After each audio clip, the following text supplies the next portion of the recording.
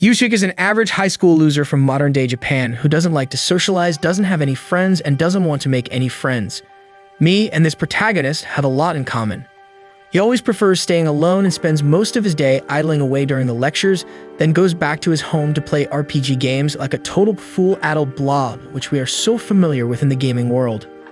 After completing the game, reality hits him again, the temporary dopamine rush wears off, and he is reminded of his depressive state. He turns on his mobile phone and looks through the pictures of Shindo, a class celebrity who is athletic, smart, kind, and overall an awesome girl. She recently became the subject of a company's advertisement for skirts or something, and he simply does what you all are so accustomed to doing, watching pictures of girls you are never going to meet. The next day, he goes over to the school again and he stays over because it's his duty to clean the class today.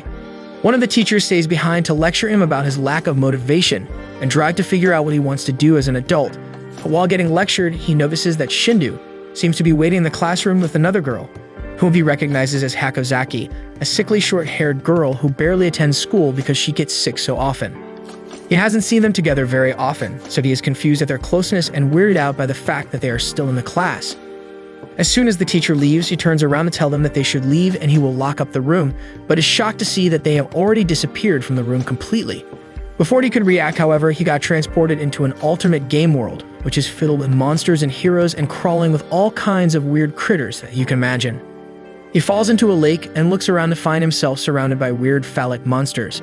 He quickly scrambles out of the water and finds Shindo and Hakozaki standing there in school uniforms. He looks at them bewildered, asking what the hell is happening, but they simply tell him to chill out as he is going to meet the game master soon. Without a notice, the surrounding around him changes and a man grabs him from behind. He turns around and is terrified to see a weird white man with half a face looking at him. Without any explanation, he starts telling him that his next quest is to go to the village chief and solve his problem. He tells him that every time he completes a quest, he will be sent to the normal world, where he will have to recruit another player till they complete full 10 quests. He then spins a board and gives them their respective classes for this quest. Shindo becomes a wizard, Hakozaki becomes a warrior, and our beautiful protagonist lands on a goddamn farmer. Before Yuusuke could even ask anything, the white man disappears just as abruptly as he appeared. Both Hakozaki and Shindo seem to be disappointed in him, but say that they will have to make do with what they have. He asks them to explain what the hell is happening, and Shindo explains that one day she was suddenly summoned to this world and told by this weirdo to do some quest.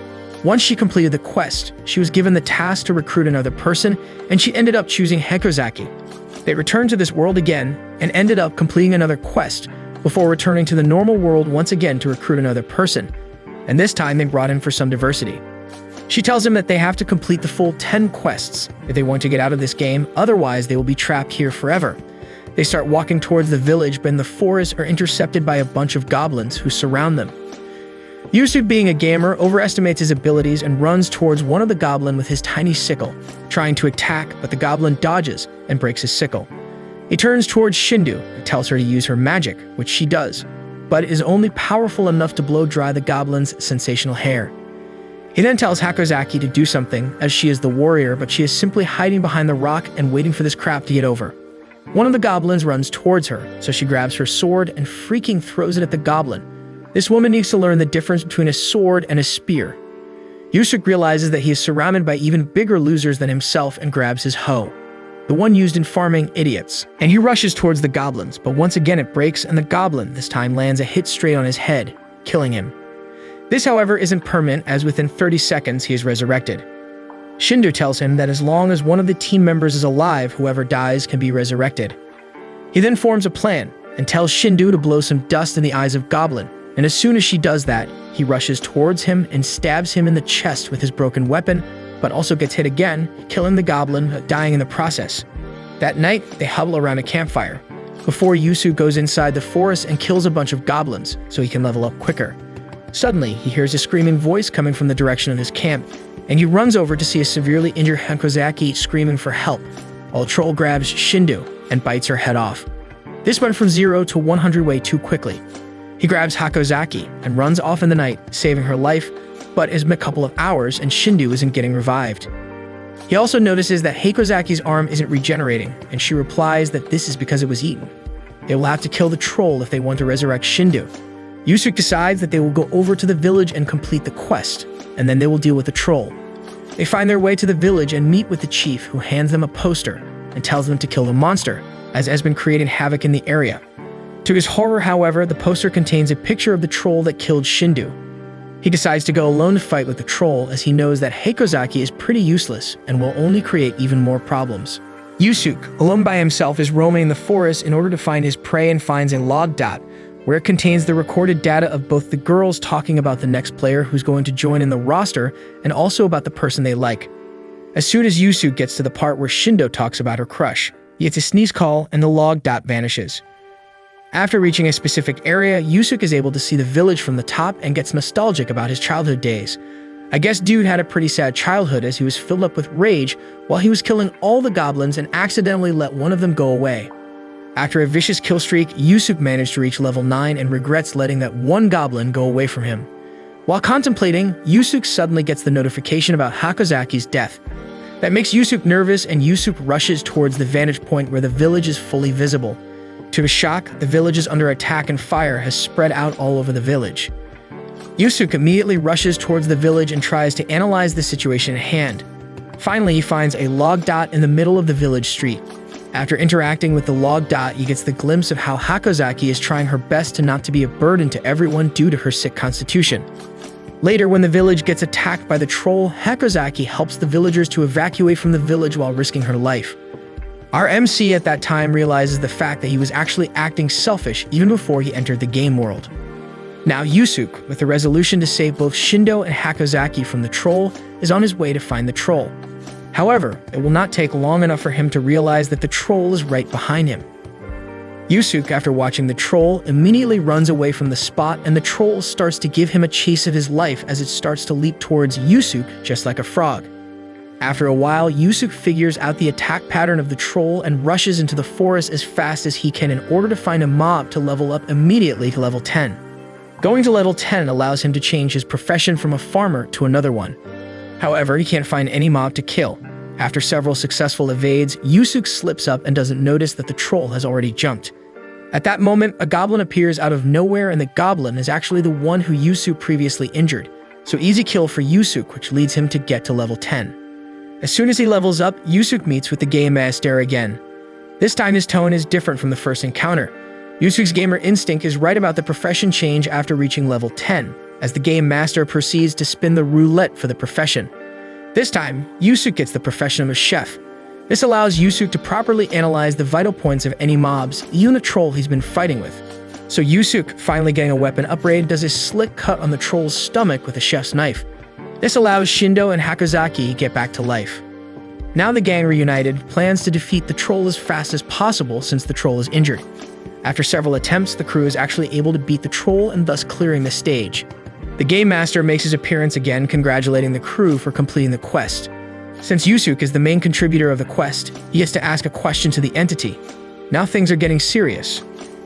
Yuusuke, being the cautious one, asks about what will happen in the future. The Game Master shows them a recorded data where Tokyo is getting attacked by a giant Godzilla or something. After the end of transmission, the gang returns back to the real world. Yuusuke kills goblins as part of his training process, while Shindo appreciates the fact that boys are quite strong. Suddenly, they see a log dot appearing. 3 of them watch the log dot together. They see Shindo killing a goblin with difficulty and Hakozaki getting sad about the fact that she couldn't help Shindo because she's weak. Shindo consoles her, and they hug each other, which makes the scene quite uncomfortable to watch for 3 of them. Both Shindo and Yuusuke are friends on Facebook or whatever you call it. Now, she finds Yuusuke quite interesting and wonders what type of a guy he actually is. Meanwhile, Yuusuke is seen running in the street at night doing his regular jogging and wondering, even if it comes down to saving the city, then why does it have to be him? Why not others? Definitely one of those late-night realizations that hits pretty often. Game Master calls him, and Yuusuke becomes surprised for a while, saying how he knows Yusuke's number, but then again he remembers it's freaking Game Master. Nothing is impossible for him. Game Master gives him a side quest to pick up a girl. Following the instruction, he enters a high school. Game Master tells him to go to the 2nd floor and sees the ladies' washroom's light is still on. He enters the washroom and to his surprise, sees 3 women picking on another girl while taking pictures of her with their phones. So what Yuusuke does is snatch all phones from those 3 and shatters those using his bare hands. The girls run away threatening to call the police. Yuusuke accompanies Yuka and gets to know that those girls back then wanted to seek revenge because she accidentally bitched about them on live stream. Doom returns to his house. He is hungry and realizes that his phone screen is shaking, and the next thing, he reaches the gaming world again and finds out that Hakozaki and Shindo are already there. The girl that Yuusuke saved from being stripped gets teleported to the gaming world too. She is freaking out, but as soon as she sees Game Master, she becomes this close to being faint. The fourth player, Yuka Takate's occupation, becomes a magician. A new rule is also applied. Revival times increased from 30 seconds to 40 seconds, making the quests even harder. So they get their next quest. They have to explore 5% of the map, and they have to bring the cargo to Redorpo. But when asked what's the cargo, the Game Master vanishes. Yuusuke goes to talk with Yuka, but Yuka freaks out thinking he is behind all of this, and also calling him a stalker. Shindo and Yuka take a walk and start talking. Yuka confesses the fact that to patch up with the girls that bullied her, she made Yuusuke the common enemy.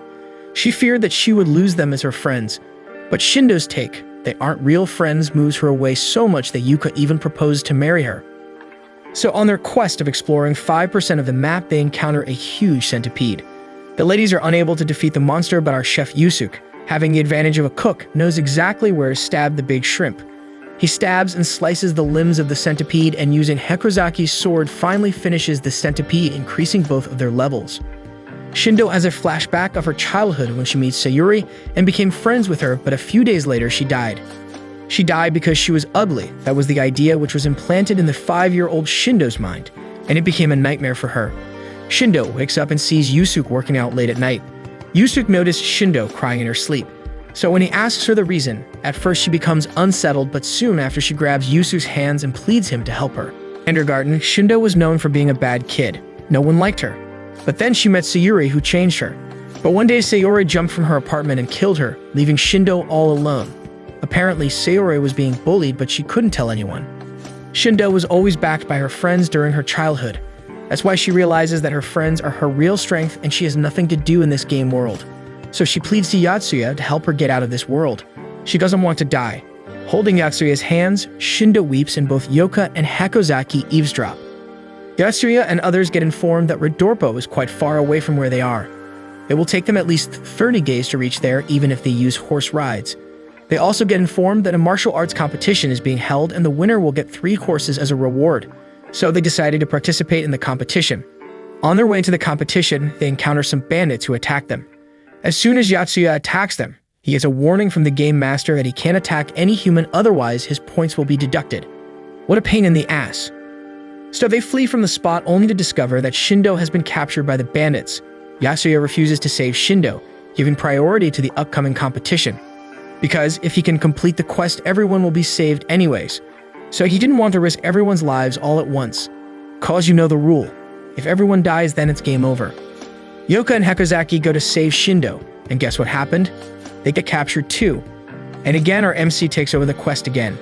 Yatsuya defeats some goblins and as a reward gets to spin the Wheel of Fortune, and this time, thank God, he gets to become a magician. Yatsuya participates in the competition with hopes that he will win it and then save the ladies, which will make him popular also. But dude gets his ass kicked within 5 seconds by his opponent, Mike Kahabel, who is apparently a lady. Yatsuya begs her to lend him a horse so that he can go to Redorpo, but Kahabel refuses. She says for each troll, a horse will be given as a reward. Yatsuya wonders where the hell he'll find a troll now, but remembers that there are bandits out there who have captured the ladies. He gives the location of the bandits and is promised to get 1 horse as a reward. Kahabel trains Yatsuya for a while, which improves his sword skill by a little. Kahabel and her army with Yatsuya attacks the bandits at night. The bandits release a monster who is neither a beast nor a troll. It just went crazy after eating meat with magic power that humans can't digest. Hence, it's a berserker. Kahabel, with the help of Yatsuya, kills the monster, and they save the ladies.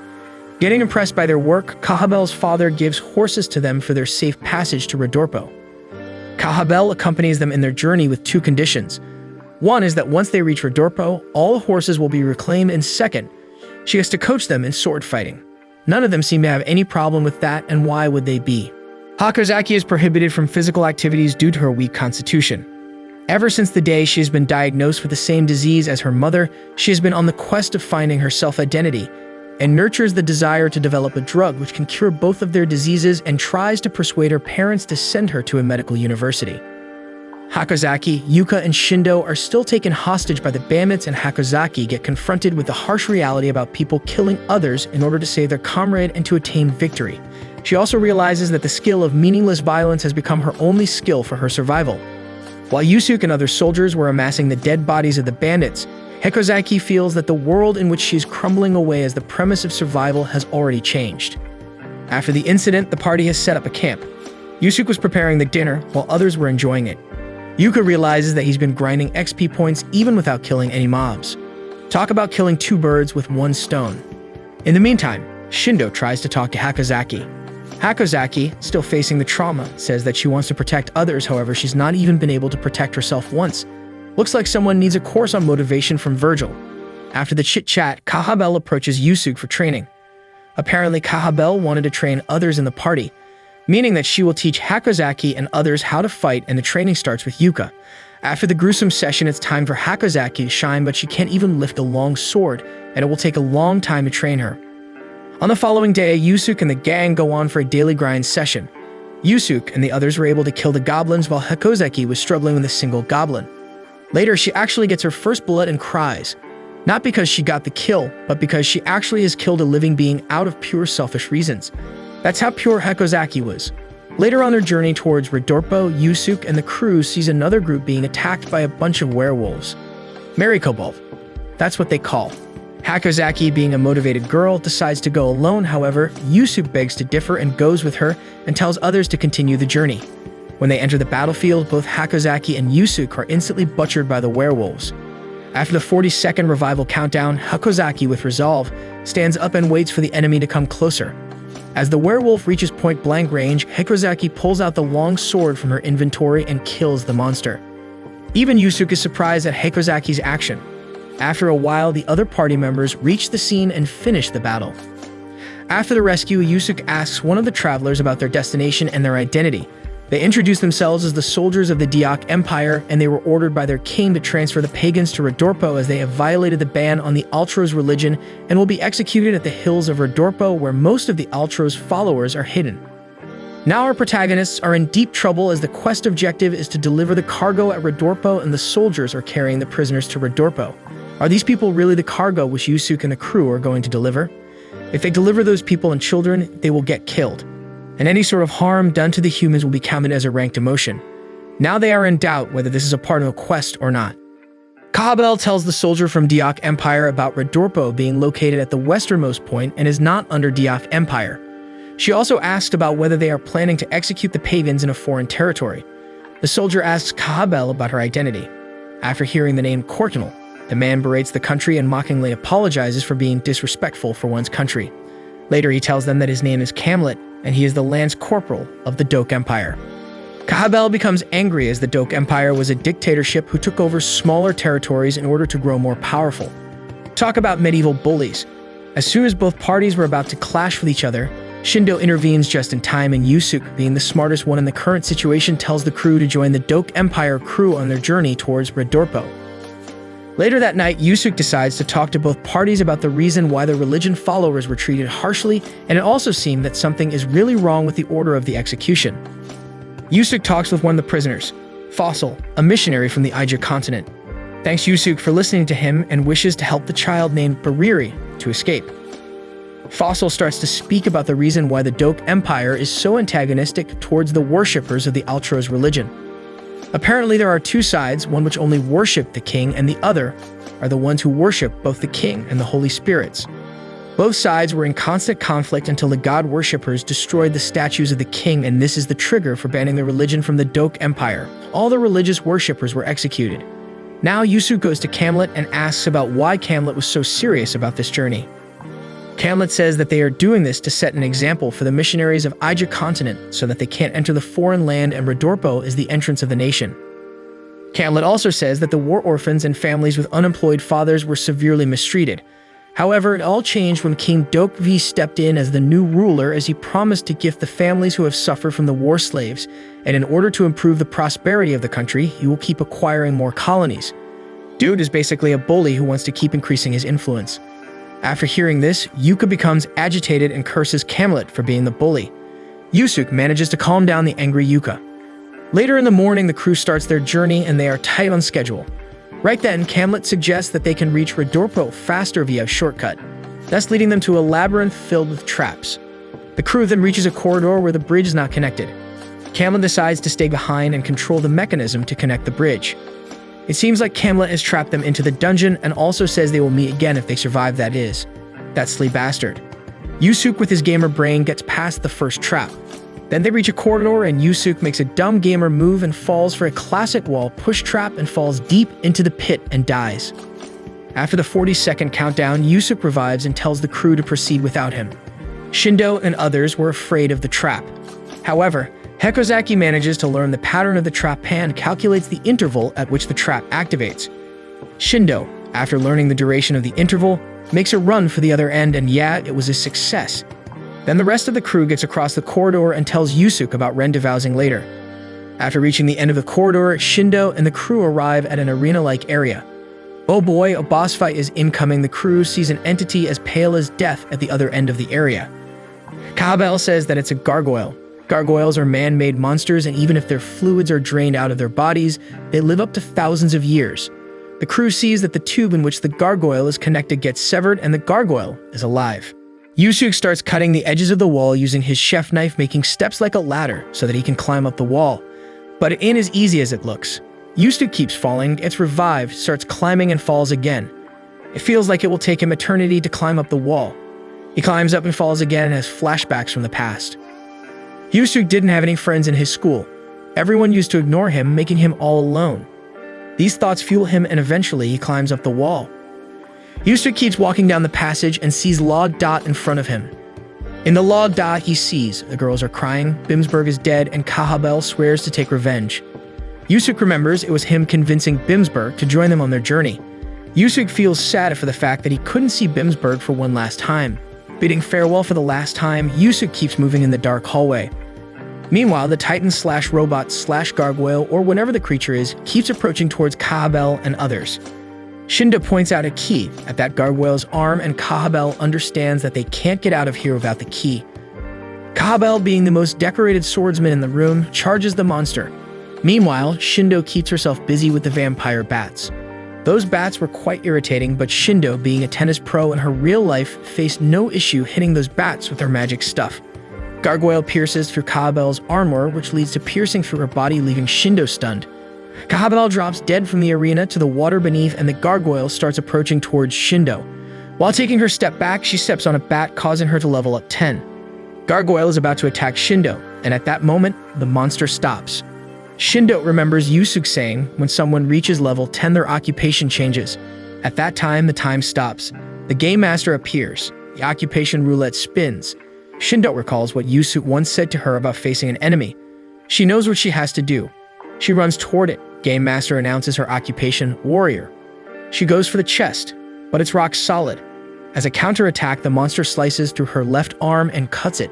She almost fell from the platform to the water, but somehow gathers herself and gets up. She summons a sword, and to her surprise, her lost arm regenerates. She also summons a magic hat and a shield for her protection, and notices a wound in the body of the monster. Kahabel injured it, and suddenly Shindo remembers, according to Kahabel, the most vital organ of an enemy is the heart. So she goes for the heart, but Gargoyle cuts her arm again. It tries to slash through Shindo, but she covers herself with the shield. Then she goes behind and gets on top of it, and using her other hand, grabs the sword, and she cuts through the heart of Gargoyle. And finally, that pain in the ass dies. Yuusuke keeps running towards light, and Dude starts going through one of those self-realization moments, wondering why he was born, why he was chosen as one of the players. Thinking all of this, Yuusuke finally sees the end of the tunnel and gets stunned by looking at the situation there. I mean, Dude definitely missed a lot of action. As soon as Yuusuke hears that Kahabel is down in the water, Dude just gets rid of his clothes and jumps in the water to save her. The ladies definitely get surprised. Thank God Kahabel didn't die. She gets to see another day, all thanks to Yuusuke. Kahabel wakes up. She finds out that Yuusuke has been absorbing the monster's blood to heal her. He kept doing it till he ran out of blood. Dude was so tired that he was sleeping like a dead bot. Kahabel leans towards Shindo and kisses him as a sign of gratitude. First kiss of the season, hopefully not the last. Shindo and others see her kissing, and all of them get embarrassed. Yuusuke wakes up screaming, "I got it wrong." The girls get terrified as expected. They get curious, asking what's wrong, and Yuusuke explains. The quest is to deliver cargo to Rodorpo, but it doesn't specifically say that the cargo has to be death row prisoners. It could be anything, but at the same, there are chances that the cargo is the prisoners. So taking no chances, Yuusuke makes his signature decision. Split up. Yeah, dude just loves the idea of splitting up. Only 7 days left to complete the quest. The gang splits into 2 teams. Team A will search for other cargo to escort to Rodorpo, while Team B will go after the Diok army to save the prisoners. Kahabel wants to avenge Bimsburg, so she decides to go after Diok's soldiers. Yuusuke and Yuka join her team. Others go to find cargo. Team A seems to have a pretty easy job. All they have to do is to find any cargo on its way through Rodorpo and escort it. Yuka wonders why she joined Team B. Kahabel is concerned, thinking that Diok's soldiers might just get to know that they are still alive and rage war on them.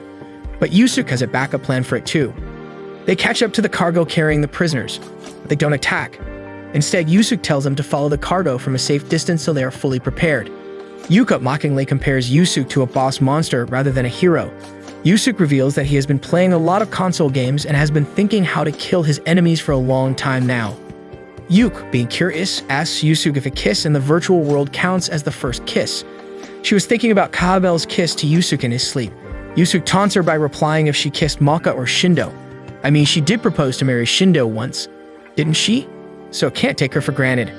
Meanwhile, Camlet gives a speech to his comrades saying the journey will end in 3 days and at Rodorpo, they will execute the prisoners blah blah blah. Yuusuke comes out of nowhere, intervening in the speech. Camlet gets shocked that he survived the dungeon. Yuusuke, with an evil plan in his mind, tells Camlet that Kahabel along with 2 warriors and the soldiers from Kortenmal are dead and he is here for a deal. He reveals that he is transformed into the Altrosian religion. He demands the 3 Altrosian prisoners. If they don't free them, then he will spread the teachings of the saint. Since he is a warrior, everyone will believe him. As a result, everyone will be converted to Altrosians. He gives them time until sunrise tomorrow and leaves. Few moments later, Yuka comes and pretends to be a pure hater of Yuusuke. She says she just hates Yuusuke, and if they can capture him, she will give them Yusuke's location. They fall in her trap. Camlet orders soldiers to guard the prisoners and goes with Yoka along with his subordinate. Yoka takes them quite far away from the spot where the prisoners are. Camlet understands that she is tricking them, so he gives a signal and the other soldier stabs Yoka behind her back and captures her. They bring her back, and to their utter horror they see Yuusuke is already in that spot giving an evil smile. They also see Altrosians lying on the ground. It seems he killed the Altrosians too. They reveal that they were not here to make a deal, nor that Yuusuke transformed into the Altrosian religion. They came here to seek revenge. They burn the horse to let it loose. Yuusuke and Yuka flee from there with their horses while Camlet starts chasing them barefoot. Why the hell Yuusuke killed the Altrosians? It just goes against the protagonist. So here's what actually happened. After Yuka brought Camlet far away from the prisoners, Yuusuke went to rescue the prisoners. He had already made dummies to replace the prisoners, so that when he burned those dummies, Camlet thought that he killed them. As planned, they will now think Kahabel and the soldiers from Kortenmal are dead, and the warriors only came here to seek revenge. Hence, the Kortenmal and Diok Empire will remain as it was before. Dude is smart AF. Meanwhile, it's been 3 days, yet Shindo and her team couldn't manage a single cargo and wondered how Team B is doing. Yuusuke and Yoka visit the prisoners, and they are really grateful to them for saving their lives. Yoka, again being curious, asks if it is logical to kill people to prevent war. She also asks Yuusuke what the 3 girls are to him. Man, Yoka must be one of those annoying kid in the class who always keep asking weird questions to the teacher. Yuusuke, on the other hand, gives Yoka a reality check saying there's no time to care about the lives of other characters in the game, and the episode ends with Yusuke's level downgrading from level 9 to 7. Camlet, now with regret, is punching the ground as he has disappointed the king while his ears are ringing with the words said by Yuusuke, "We're just here to seek revenge." Camlet, with regret, sends a report of their failure via his bird, and suddenly he hears a painful grunt from his back. As he turns his back, he sees his comrade die right in front of him. The killer is Kahabel. Damn girl killed him like an assassin. Camlet, confused, has flashbacks of what Yuka said a few moments earlier and falls into a spiral of distress. Kahabel, with bloodshot eyes, asks Camlet to pick up his weapon, and Kahabel slams with truth bombs about the pagans being still alive and the person being burnt to crisp was his subordinate. Talk about spilling cold facts, sheesh. Camlet, filled with rage, swings his axe. However, Kahabel is much faster and slices his hands and legs off instantaneously. Kahabel asks Camlet for any last words. Camlet wishes for world peace. Dude asks for world peace after killing innocent lives. Hypocrisy at its finest. With a quick slash, Kahabel beheads Camlet. Kahabel says to the dead Camlet that she has killed him for world peace as well. After the incident, Kahabel returns to Yuusuke and Yuka. They proceed towards continuing the delivery quest. Team A having Yuusuke, Yuka, and Kahabel has managed to get 3 cargoes, the pagans, belongings of the Diak Empire's soldiers, and the heads of the 3 soldiers. In the meantime, the king of Diak Empire is displeased about the fact that Camlet failed in doing his task and starts to see the warrior party as the enemy and even plans to go out on a war against the warriors. On the other hand, Team B having Shindo, Hakozaki, and Makwa is still looking for the cargo in the neighboring areas of Rodorpo. After many failures, they are able to find a delivery man who is taking some cargo to Rodorpo and proceeds towards the city. While Yuusuke and the gang are on their way to the city of Rodorpo, Yuka sees that Kahabel is head over heels for Yuusuke and wants to pair them up no matter what, just like the Otome games she was playing. After many attempts, Yuka is unsuccessful on her mission. Then they were able to reach the city of Rodorpo. At first, Yuusuke delivers the pagans to the church, which is not the actual cargo. Then they proceed to sell the belongings of the soldier, still no sign of success. At the end, they go to the fort of Rodorpo, where the soldiers of Rodorpo are based, and give them the heads of the soldiers of the Diak Empire's soldiers. And yes, this is in fact the cargo which the quest asked for. Team B is also surprised that the quest was complete. Yuusuke and others again get reunited, and they have 1.5 days to complete the quest. This time, the 3 girls decide to split up and explore. Yuusuke might be like, "You dare use my own spells against me?"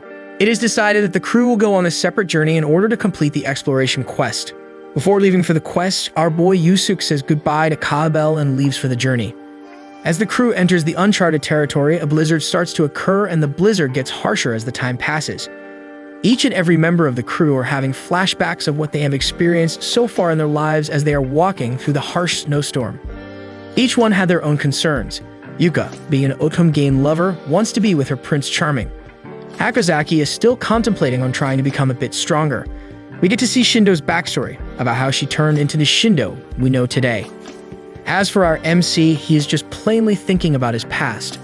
4.92%, 4.95%, 4.97%. The counter is reaching the required amount very slowly as most of the crew members are slowed down due to the blizzard. While traversing through the icy fields, Hakozaki loses consciousness. On the other hand, Shindo realizes that she has been roaming around circles, and as for Yuka, she just found a cave and is resting there. Yuusuke, on the other hand, encounters a Yeti Cyclops and is successful in defeating the mob. Yuusuke got exhausted after the fight and trudged his way towards completing the quest as 5 hours were remaining. As he was thinking about the quest completion and their death, Yuusuke suddenly falls into a pit. It was at this moment he knew that he fucked up. Yuka has been a fan of an anime called Magical Sisters ever since her childhood. She dreams of becoming a magical girl who can save the world. But in reality, she's just a person who is just prone to follow people who are much stronger than her and did anything to stay inside the protective cocoon which she built. In the meantime, Yuusuke finds himself inside a hidden labyrinth and is wondering about why he did not die. Later, he realizes that Yuka is still alive, which is why he was able to revive. Yuusuke then starts to explore the dungeon. The progress is now at 4.993%, and right then, all the party members receive the notification of Hakozaki's death. Shindo, with resolve, gets up from her slumber and starts her journey again. After walking for a while, she gets the glimpse of a village. She rushes toward the village without knowing that she was actually walking across a river. Thus, the thin ice over the river breaks, thus making her fall into the river and drown as a result. Yuusuke and Yuka are the remaining members. Yuusuke was searching for an exit. Every corner of this dungeon is blocked. After a while, he enters a room where he sees a giant earthworm making a tunnel and decides to follow it. Who the hell follows an earthworm? There are better things to follow out there, dude. After a few minutes of following the giant earthworm, Yuusuke sees a giant centipede rushing towards him and finally devours him. What else did you expect to see? Cinderella? You stupid. Now Yuka, being the only one alive in the team, becomes devastated and loses her will to live as there is no one to protect her. Then her fight or flight mechanism starts to work as she sees her favorite character of the Otome game which she is playing and the magical girls from the anime she used to watch and motivates her to continue. Later on, as she tries to lose her consciousness, a stranger with a giant white tiger cub warns Yuka about her imminent death. The stranger kinda looks like Korra from The Last Airbender. With the help of the stranger, apparently she is a witch, Yuka is able to clear the stage within the nick of time. Yuka now has the right to ask questions to the game master. She asks whether the world they are currently in right now is a virtual world or an imaginary one. The game master's answer will shock everyone. The Game Master says that the current world is a parallel universe and gives the crew a classic example of a parallel. After the introduction of this plot armor, our boy Yuusuke turns pale, as the people of this world are actually living beings but from a parallel universe, and he actually killed someone. After the big reveal by the Game Master, Yuusuke becomes traumatized about the fact that he has actually killed a person in order to complete the quest and get sent back to the real world. At that time, he feels that the world is crumbling away and he's free-falling from the sky. However, as he falls down, he has a smile on his face. Is this an indication of being an anti-hero? Few days have passed since that incident and things are pretty much normal in the real world. Hakozaki is trying to stay active as much as possible in the PE classes and Yuusuke is more athletic. However, the poor guy isn't up to his game as the trauma is still roaming around his head. Shindo and Hakozaki later get to know from Yuka that Yuusuke has killed a person in order to save those prisoners and is concerned about Yuusuke. After school, while Yuusuke is contemplating what he has done in the parallel world, he gets an email from the Game Master. As Yuusuke knows that there is no escape from the vicious cycle, checks the mail. The mail read, "How does it feel to have killed someone?" Dude gets uncomfortable and deletes the mail. After reaching home, Yuusuke contemplates that it was his own decision to kill that person, and suddenly he sees a little girl wearing a hat similar to Luffy from One Piece in his room. Yes, this is indeed the Game Master, as she points out to Yuusuke about replying to the mail. The Game Master again asks the same question to Yuusuke. This time, Yuusuke answers the question. He says that one side of him thinks that killing them did not actually matter as they are in the wrong for killing innocent people, and the other side of him thinks that the Deok soldiers were not in the wrong as they have different views of justice. He also says that killing one of the soldiers was his mistake and he wouldn't have done it if he knew that the world they were in is a parallel universe. After getting the answer from Yuusuke, Game Master gets up from her comfy seat and talks about looking for the next player. For the next player, Yuusuke and the Game Master goes to a Chinese restaurant and the Game Master blurts out that the guy who is sitting at the counter table was a drug dealer until recently and the new player is going to kill him after 20 seconds. The player's name is Tori Kiga, a 19-year-old male. His 14-year-old brother Shuji also takes part in the operation. After 20 seconds, 3 masked men enter the shop and go after the guy who was at the counter. However, Yuusuke stops them in a matter of seconds. Then he later got hold of the guy named Kira, who is the next player. Yuusuke tells Kira not to pursue that guy anymore and he will not let him kill anyone. After a while, the ringleader of the operation comes inside the shop and asks Yuusuke to move. Dude must be a Yakuza. At that moment, Game Master shows Yuusuke his gloves from the other world and gives it to him. Yuusuke uses a time-stopping magic to beat the shit out of the boss instantaneously. After beating the Yakuza, Yuusuke and others escape. At the rooftop of a nearby building, Yuusuke and the Game Master sees the scene where the police have arrived.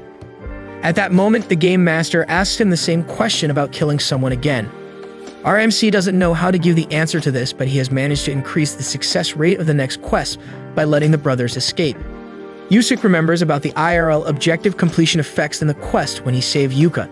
So if the same logic is applied in the current player recruitment, then failure to let the brothers to escape would have led to the decrease of success rate for the next mission. He also points out that Yuka was the one to finish the previous mission and thus proving the point that the success rate has gone up. What about the value of life? Asks the Game Master. Yuusuke doesn't care about the value. Rather, he says that people who use others to kill another are idiots and they should die.